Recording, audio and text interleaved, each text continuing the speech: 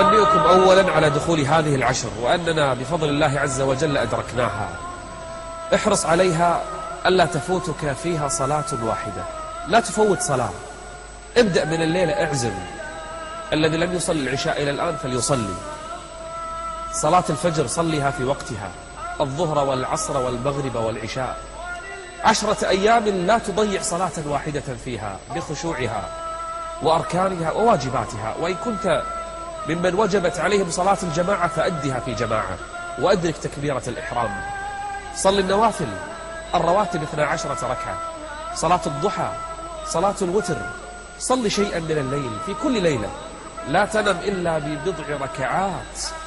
والله ما من أيام تصلي فيها قيام الليل مثل هذه الأيام، ما من أيام تصلي فيها الضحى مثل هذه الأيام، ما من أيام تصلي فيها الوتر مثل هذه الأيام. احرص على الصلاة واجباتها وسننها. 2، ما رأيك أن تصوم 9 كلها؟ شوف، ما قلت 10، لأن اليوم 10 يوم العيد ينهى عن الصيام فيه. ما رأيك أن تصوم 9 إن لم تكن حاجا؟ فإن كنت حاجا جاز لك 8، فإن صمت 9 كلها فإن هذه من الأعمال العظيمة. ومن صام يوما في سبيل الله بعد الله بينه وبين النار 70 خريفا. وهذه الأيام النهار فيها قصير والجو جميل، وما يشعر الإنسان ربما فينا لا بجوع ولا عطش.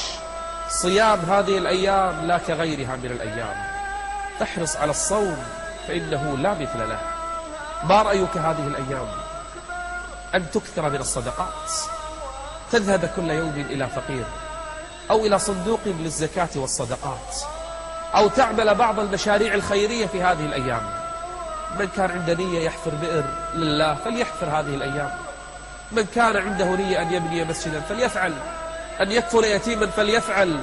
كل نيتك في عمل الخير اجعلها في هذه الأيام، لأنها الأجور تتضاعف. حسنة هذه الأيام لا كغيرها من الحسنات. وأعظم الصدقات في اليوم 10 أن تنحر لله عز وجل الأضحية، أن تقدمها لله يوم العيد وبعدها 3 أيام. إن فعلت هذا الفعل فإنه من أعظم الصدقات عند الله جل وعلا. ومن نوى أن يضحي لله فليمسك من الآن عن شعره وعن ظفره. ومن الأعمال الصالحة التي تقضي فيها وقتك هذه الأيام ذكر الله كما قال عليه الصلاة والسلام: فأكثروا فيهن من التكبير والتحميد والتهليل. أكثر من الذكر والتسبيح والاستغفار. وكلما صار لسانك رطبا بذكر الله كلما ارتفعت الدرجات عند الله. خصوصا هذه الأيام يا جماعة، لسانك لا تشغله بأي شيء، حتى الرسائل اللي يرسلون بعض المسجات والرسائل أو الإيميلات، هذه الأيام غير.